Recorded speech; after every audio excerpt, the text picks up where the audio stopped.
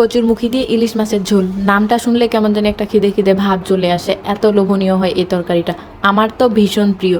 শুধু আমার না, আমার মনে হয় এই তরকারিটা সবাই পছন্দ করে। তো হ্যালো এভরিওয়ান, আসসালামু আলাইকুম। আমার নতুন একটা ভিডিওতে আপনাদের স্বাগতম।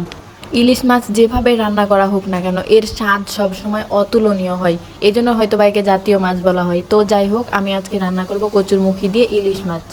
তো মাছটা আমি আগে থেকে হলুদ, লবণ আর সামান্য পরিমাণ সরিষার তেল দিয়ে মেখে রেখেছিলাম। দেন এখন হালকা করে ভেজে নিলাম। তারপর এখন কড়াইয়ের মধ্যে দিয়ে দিলাম পেঁয়াজ আর কাঁচামরিচ কুচি। পেঁয়াজগুলো কিছুক্ষণ ভাজা হয়ে গেলে এর মধ্যে আমি আবারও অ্যাড করে দিলাম কিছু বাটা মশলা। আর এই বাটা মশলাগুলো হচ্ছে রসুন, জিরা, কাঁচামরিচ আর কিছুটা পেঁয়াজ বাটা, যেগুলো আমি আগে থেকে বেটে রেখেছিলাম। তারপর আমি এর মধ্যে আবারও অ্যাড করে দিলাম পরিমাণ মতো হলুদ গুঁড়া, পরিমাণ মতো মরিচের গুঁড়া, পরিমাণ মতো ধনিয়া গুঁড়া ও আরও দিয়ে দিব স্বাদ মতো লবণ।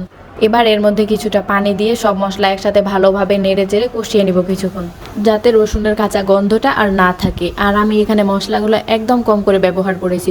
আমার মনে হয় ইলিশ মাছে মশলার পরিমাণটা কম দিলে বেশি স্বাদ লাগে। এদিকে মশলাটাও কষানো হয়ে গেছে। এবার আমি এর মধ্যে অ্যাড করে দিব কচুরমুখী। আর কচুরমুখীটা আমি আগে থেকে হালকা সিদ্ধ করে রেখেছিলাম, যাতে গলা না চুলকায়। কারণ এগুলা যেহেতু বাজার থেকে কিনে আনা, গলা চুলকাইতেও পারে, বলা যায় না। আর এত মজা করে রান্না করার পর আমি কোনো রিস্ক নিতে চাই না। আর কথা বলতে বলতে এদিকে আমার কচুর তরকারিটা ভালোভাবে কষানো হয়ে গেছে। এবার আমি সিদ্ধ হওয়ার জন্য এখানে পরিমাণ মতো পানি দিয়ে দিব। তারপর সব কিছু একসাথে ভালোভাবে নেড়ে চেড়ে ঢাকনা দিয়ে দিব কিছুক্ষণের জন্য। এই পর্যায়ে আমি চুলার হিটটা মিডিয়াম টু হাই করে দিব আর অপেক্ষা করব তরকারিতে বলক ওঠা পর্যন্ত। আর তরকারির মধ্যে ভালোভাবে বলক উঠে গেলে এর মধ্যে আমি অ্যাড করে দিব আগে থেকে ভেজে রাখা ইলিশ মাছগুলো।